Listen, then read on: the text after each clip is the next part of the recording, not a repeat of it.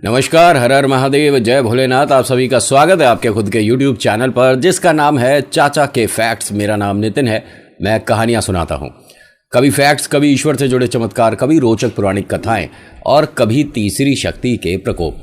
अगर आपके पास कोई ऐसा एक्सपीरियंस, कोई ऐसा अनुभव है जो आप हम तक लाना चाहते हैं तो मुझे मैसेज करिए। Facebook, WhatsApp, Insta, comment section, कहीं भी। मैं हर किसी की कहानी को सच मानकर अपलोड करता हूं, तो अपने मन से किसी भी तरह का कोई भी जो डाउट है कि हम भेजें ना भेजें, कैसी लगेगी कहानी, उसे सबको साइड करें और कहानी बेफिक्र होकर मुझे भेजिए। अभी फ़िलहाल चैनल का इंट्रो, फिर उसके बाद आकर कहानी शुरू करूंगा। कहीं मत जाइएगा, पूरी कहानी सुनिएगा। हर हर महादेव।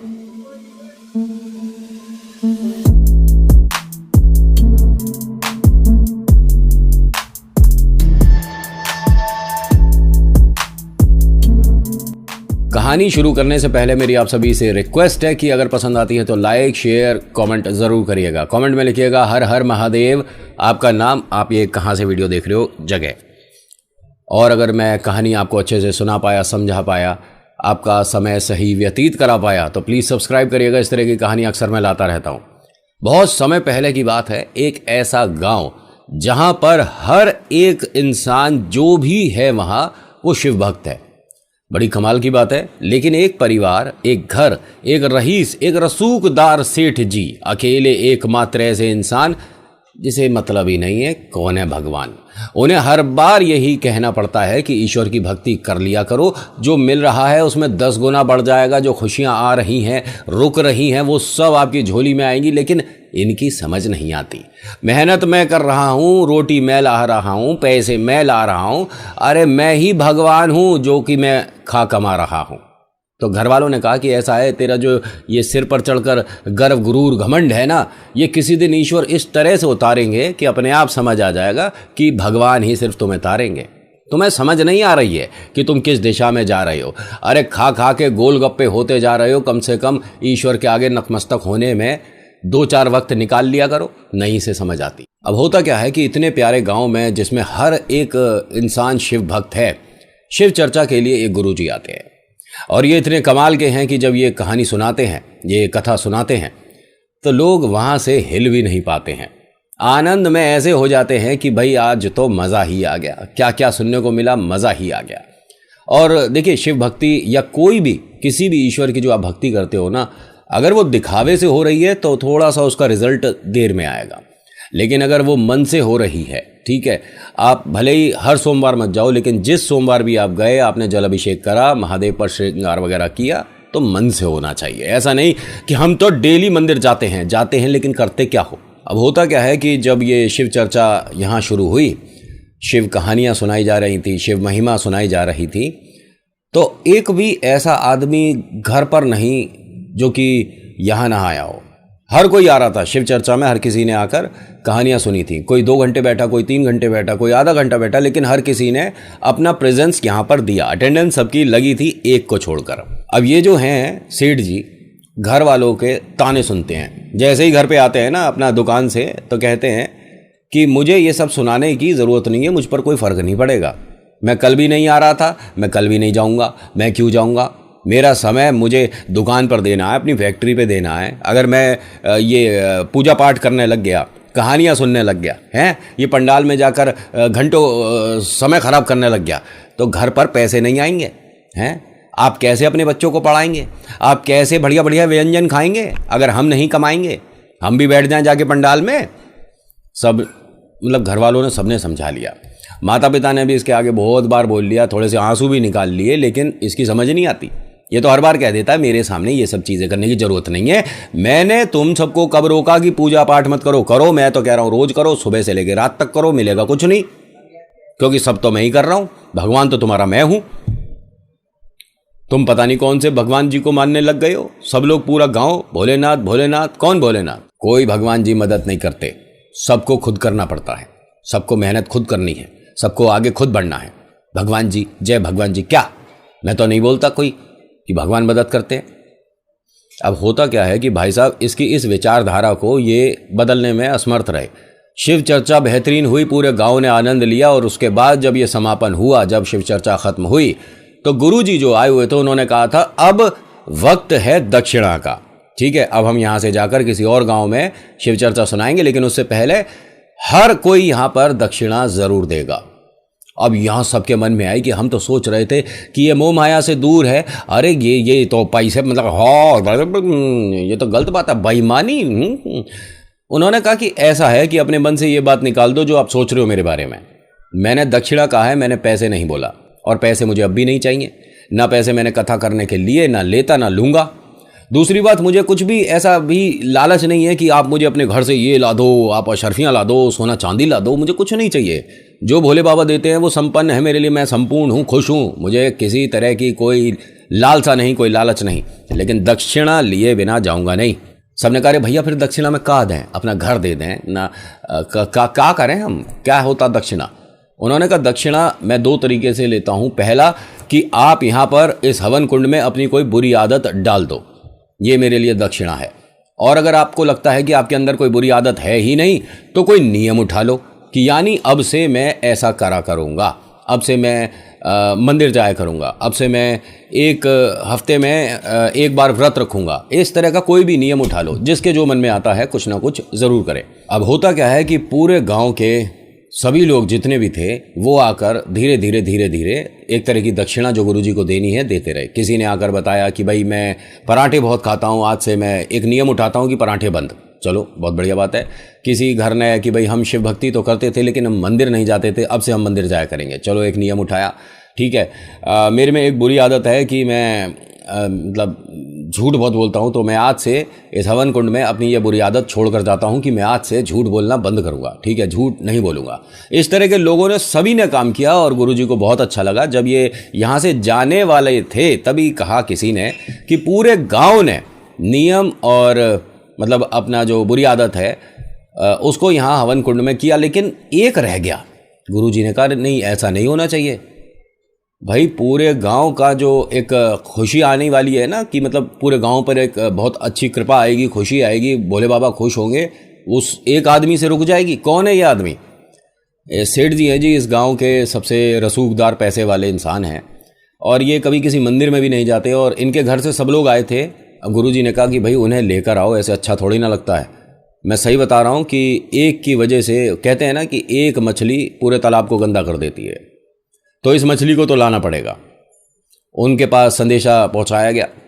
अब ऐसे में वो मना नहीं कर पाया कि भाई जो पूरा गांव जिनके पास जा रहा है उन्होंने संदेशा भेजा है, मुझे बुलवा रहे हैं, कोई ज़रूरी काम है, ऐसे पूरे गांव के आगे तो फिर नाक कट जाएगी।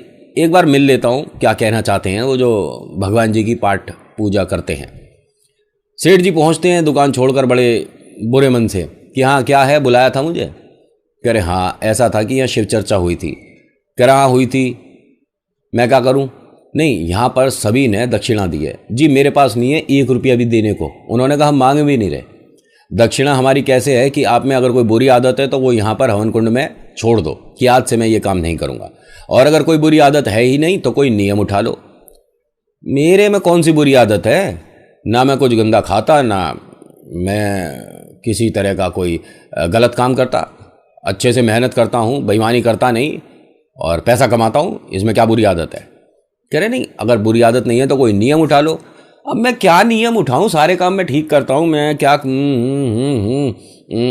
अच्छा हाँ एक काम करूँगा, मैं आज के बाद मेरे घर के सामने एक कुमार रहता है, मैं उसका चेहरा देखने के बाद ही पानी पीऊँगा। अब ठीक है? उन्होंने कहा बहुत बढ़िया बात है। सभी वहाँ जो खड़े थे उन्होंने कहा कि ये सेठ जी दिमाग से थोड़ा सा मतलब इनका मानसिक संतुलन हिला पड़ा है क्या? कुमार को देखने के बाद पानी पीऊंगा, ये कैसी इसने एक नियम उठा लिया, मूर्ख आदमी। खैर कोई बात नहीं, कुछ लोगों को पता चला, बाकियों को नहीं पता, और सबसे बड़ी बात है कि इसके घर वालों को भी नहीं पता कि सेठ ने इस तरह का कोई नियम उठा लिया है, और उस कुमार को भी नहीं पता कि इस तरह का कोई नियम उठा लिया है। लेकिन ये आदमी यहाँ अपनी बात पर टिका रहा। अगले दिन सुबह इसने वास्तव में पहले कुमार को देखा, फिर पानी पिया। उसके अगले दिन भी ऐसे ही किया, उसके अगले दिन भी ऐसे ही किया। करते करते करते करते 7 साल बीत गए। 7 साल तक इसने कभी भी बिना कुमार को देखे पानी नहीं पिया था। जीवन में जो चल रहा था वैसे ही चल रहा था, पैसे जो आ रहे थे वैसे ही आ रहे थे। मतलब ये अगर 2 रुपये पे काम कर रहा था तो आज भी 2 ही रुपये पे है। कोई ऐसा 3 नहीं हुआ और कोई ऐसा 1.5 या 1 नहीं हुआ। जैसा चल रहा है वैसा चल रहा है, सब कुछ ठीक है। भाई साहब 8 साल बीत गए, 9 साल बीत गए, ना तो कुमार को उसके घर वालों को पता लगने दिया, ना अपने घर वालों को पता लगने दिया। और पानी पीता नहीं था वास्तव में, जब तक उसका चेहरा नहीं देखेगा तब तक पानी पीता ही नहीं था। अब होता क्या है, ऐसे करते करते 12 साल बीत गए। 12 साल बीतने के बाद एक दिन ऐसा पड़ा कि इसे थोड़ा काम वजह से सिलसिले में थोड़ा अपने घर से शहर जाना पड़ा, और शहर में इसे देर हो गई, मतलब आते में देर हो गई। जब देखा इसने कि रात के 2 बज रहे हैं और इस वक्त इसे भूख प्यास बहुत तेज थी। खाना खा लिया लेकिन पानी नहीं पिया। क्यों? क्योंकि भैया जब तक उसका चेहरा नहीं देखूंगा कैसे। सुबह होती है, सुबह सुबह 3 बजे जाकर गेट पर खड़े हो जाता है, इधर उधर देखता है कि भाई प्यास इतनी तेज लग रही है, गला सूख रहा है, बहुत परेशानी हो रही है, बस एक बार वो दिख जाए। अपने घर में वापस आया, लेट गया, सो गया, फिर वापस उठा, 5 बजे जाकर देखता है उसके घर पर कि वो काम करता दिख जाए। अब जब ताका झाकी कर रहा था तभी उसके घर से बच्चे बाहर आए और कहते हैं कि अंकल जी कुछ चाहिए। उन्होंने कहा नहीं, मैं तुम्हारे पापा को देख रहा था, कुछ उनसे बात करनी थी, कहाँ हैं? तभी रसोई से उनकी माता जी की आवाज़ आई कि वो तो पहाड़ पर गए हैं मिट्टी लाने के लिए। अरे वो पहाड़ कब चला गया? उन्होंने कहा वो अभी गए हैं, 10 मिनट हुआ है।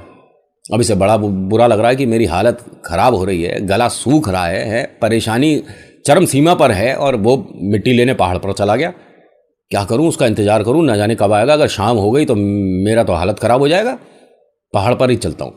अब सेठ जी ने भी अपनी चप्पल पहनी और चल दिए जी पहाड़ की तरफ।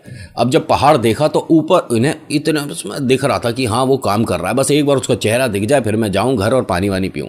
अब वो जो कुमार है ऊपर, जो कि पहाड़ से मिट्टी लाने के लिए ऊपर लगा पड़ा था कि किसी तरह से अच्छी मिट्टी मिल जाए, जब वो खुदाई कर रहा था तभी वहां पर एक बड़ा सा घड़ा निकला।